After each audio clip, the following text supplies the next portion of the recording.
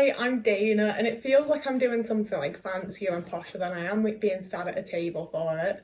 But we are just doing a casual little Sunday video with a cuppa, and today I finally found the Yorkshire tea caramelised biscuit tea, and it is in fact one of the best things I've ever tasted. Highly recommend. But for today's video, I didn't like the way I said that. For today's video, we're talking about. For today's video, I'm going to share some of my current thoughts on making friends as an autistic person and building friendships and building community, because I feel like it's something that I'm massively learning how to do at the minute, and it's not my favourite thing to admit to as a 29-year-old human person. Like, I'm only just figuring out how to make healthy friendships, how to set boundaries within friendships, how to just be a person. But I also feel like it's got to be like somewhat common in the autistic community, because I know that a whole bunch of people relate to like my history of growing up in a quite abusive and neglective household, going into relationships that sort of mirror that in a lot of ways and are quite similar to it, because it feels safe, it feels normal, it's what you're used to. So you go into these relationships that aren't very healthy and just are with other unhealthy people. And I've had that repeatedly, both like platonically and romantically. And it's one of those things where I'm like, well, I can just not bother romantically. I don't have to have a partner. You can just be single. It's not a big deal. It's fine. But I've had people argue this every time I've said about it in the comments, but I do believe that humans are social beings who need each other. Whether you want to admit it or not, I do think that we need each other, and we all crave community in one form or another. And we all crave community that like fits within our lifestyle and fits us as people and so on and so forth. So like, I'm very happy being single. I don't really give a shit. Like, every now and again I get quite yearny and I'm like, I want a girlfriend, I want to get married, I want a wife. But in the grand scheme of things, I'm not all that fussed about it. But I do want friends, I do want people around me, I do want community. And I'm very lucky because I have my online friends and they're brilliant and amazing and I adore them greatly. But I also, I want to be able to invite people around. When I find out about a fun event, I want to be able to invite someone to go with me and have a good time with them. It's really nice to have local community and friends within your local area. And I've also gotten very lucky that some of my friends have been prepared to travel to me to be able to do fun things together.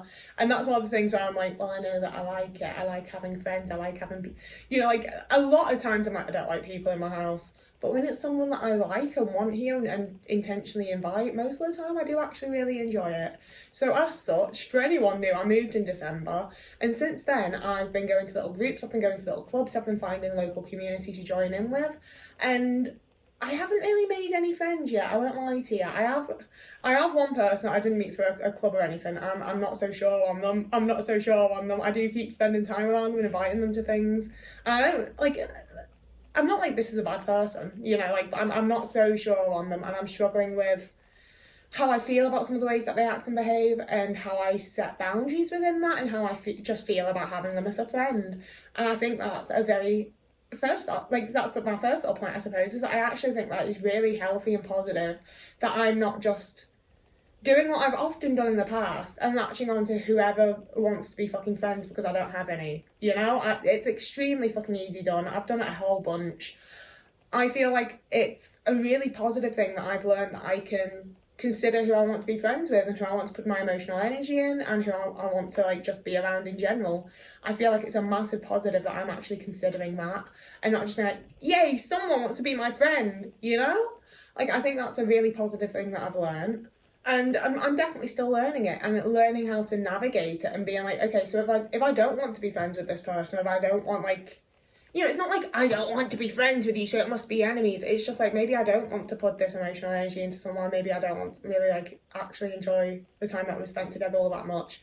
I'm not sure how I intend to navigate that, because I think it's really rude to ghost people. I don't think that's fair. I also think that it's quite odd in the initial stages of a friendship to message someone and be like, actually, I've decided I don't want to. And I think that, I've tried to do that before, quite frankly, in real life, where I've had conversations with people where they've been like, you don't seem to initiate hangouts or talk to me that much anymore. And I'm like, no, I don't really want to be friends. And they do assume that means that I want to be arch nemesis, you are now my enemy. And it's like, no, if we're in the same space because we have mutual friends, I'm happy to say hello and make sure you've got a drink or whatever. I don't have anything against you. I just don't want to put the emotional energy into being in this friendship. I don't really want to hang out one-on-one. I don't really want to invite you to the fun things that I want to do that I'd rather not have you there for, I know it's not the most pleasant thing in the world, but we don't all like each other all the time. I don't see why it has to be like a mean thing or an argument or something negative to just, we don't click, we don't mesh, I don't enjoy it. Leave me alone, you know? So I do think that I've like learned something positive there and learned about like setting my own boundaries and paying attention to how I actually feel and not just latching on to whatever's available to me. I think that's a massive positive thing, but it's still very much a learning curve to figure out how to navigate that and what I want to do with it and how to like just get through it kind of thing. And alongside that, I'm also very much learning that healthy, normal, nice friendships take time to develop. I moved here in December and it's now, we're like a little bit into May. I think this is the first time in my life that I've gone to this many like social events and clubs and stuff and not had someone that I've like heavily latched onto and who I've formed a very quick relationship and like friendship with based on us having like experienced similar trauma, based on us both being autistic, just some sort of very small connecting factor that has led us to become friends like really, really fucking fast. Like 1 minute we're meeting each other and the next minute we're best friends. We're going to be friends forever. I've had a bunch of those friendships and they've always felt really nice while they're happening. And then like 6 months, a year, 2 years in, I quite often am like, oh, we didn't spend any time getting to know each other. We just assumed that like we knew everything about each other because we like trauma dumped about our childhoods a bit. And now that we're actually in this friendship, I know you as a person, I actually think you're quite a shitty person. I actually don't like what I've gotten to know, you know? Like, and like, I'm not innocent within that, you know? Like, I've done the same thing. There's a very good chance that they feel the same way about me because we're not very similar fucking people. And we've gotten into this, like, very quick friendship that's become very close very quickly based on, like, shared trauma, shared both being autistic, whatever it is. And I've done it too, you know? Like, it's as much as we can discuss if I'm, like, mirroring or masking or whatever else, they don't know that. You know? And even if they do know that, it's not on them to control my behaviour and the way that I react to things and whatever else. So it has in the past been a very two-sided thing because I was quite an unhealthy person. You can't really be in a healthy friendship when you're not in a healthy mental position and when you don't know what a healthy relationship of any sort looks like. And you've just been through these very uncomfortable and abusive situations. And that's what felt normal and safe. You know, it's weird to then want to build relationships that are actually healthy. And I'm obviously using relationships to just mean like relationships, platonic or otherwise. Like it takes time to get to know people and get to know the community and be able to not to participate perhaps, because obviously I've been going to groups and there's been other things that I could have volunteered to go to and I've just like, I have to consider that I am autistic. I don't have the energy for everything. I don't want to massively burn myself out. Like, there does have to be a level of, I want to be able to show up with consistency. So that does mean maybe not showing up to quite as much as I would want to be able to, because it means I can show up to it again next month rather than, you know, doing 6 things in 1 month and then not seeing anyone for the next 3 months. And I guess that's another lesson I've been learning, but that's not really relating to friendship so much as like conserving my energy and trying to understand which things are the most important to me and things like that. But yeah, I think the major one has been figuring out that not only is it okay for friendships to take time to form, but it's also, I think, more normal than the friendships that I've experienced previously. The vast majority of friendships that I've had have just gotten very, very close very, very quickly in a way that has not been healthy and not, like, I've already said that bit. So I think it's the thing of learning that showing up with consistency, having like that's the thing as well. As I see so many people talk about how they hate small talk, man. I don't want to talk about the weather, and I'm sorry, but if your small talk is about the weather, you're boring.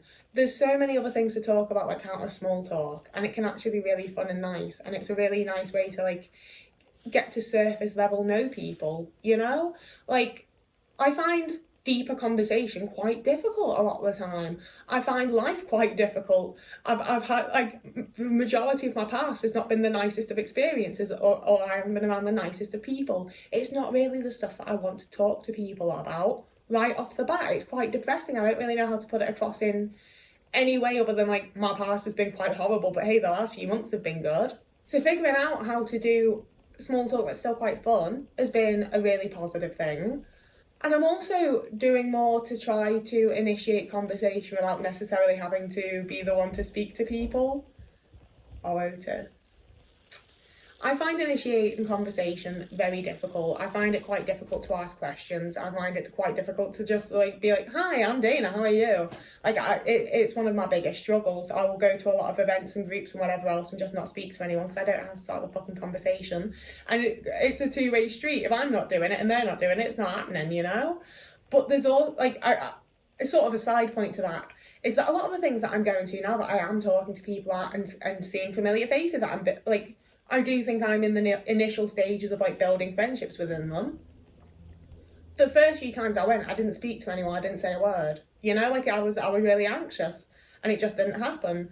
And it's showing up and becoming a familiar face to people. You know, the second, third, fourth time you go to something, people are more likely to be like, oh, hi, how are you? You were here last time, weren't you? And they've initiated a conversation, you get to talk to someone. You just need to figure out how to keep that going, and it can be really hard and really awkward. That's part of life. Never mind add in being autistic, it's just going to happen sometimes. And I think that there's just a massive amount to be said for just showing up with consistency and trying your best and being open and friendly as much as you can. Like, I don't think I always look particularly friendly, but I try, you know, and I think people do really appreciate that, and I think a lot of people understand it and probably feel the same. And also, one of the really big ways that I've gotten around not being a big conversation initiator is I'm going to things that sort of have a thing to initiate the conversation, and I didn't think of them the first few times. Like, it takes me a little bit sometimes, but now if there's like a quiet moment at the book club when no one's talking to each other, I might turn to the person next to me and be like, oh, what are you reading this week? You know, we've all got our books on the table, it's what we're all there for. I assume they're going to want to talk about books. If I'm at one of my craft groups, oh, what are you making this week? Like, I don't know why it took me so long to think of it, but I got there. I got there, and now I occasionally initiate a little bit of conversation, and I think people enjoy and appreciate it, even if I'm a bit awkward about it. I've been making more of my own things. I made this. It's the first thing that I'm really genuinely proud of that I've crocheted. I'm really happy with this. I think it fits nicely. It's the yarn that my friend sent. If you're a Patreon subscriber person, you will have seen probably the video of me opening and seeing that I've been sent this yarn, and this is what I did with it. And wearing things that you've made and having just like fun little bits of self-expression on you, a lot of people start conversation about it.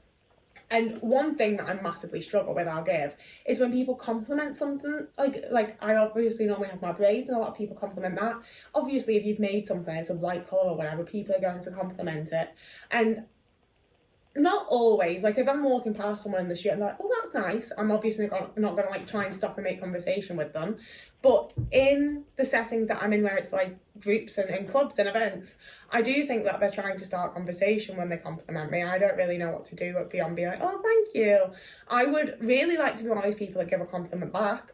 I often don't think about it at the time, you know, like I'm not going to give them some like shitty fake compliment, but also I'm not going to like look them up and down to find something to compliment them on. And I think I do okay, because it might be half hour later that they're like about to leave and I'm like, oh, I like your coat, but like in having left it that amount of time, they can tell it's genuine, you know.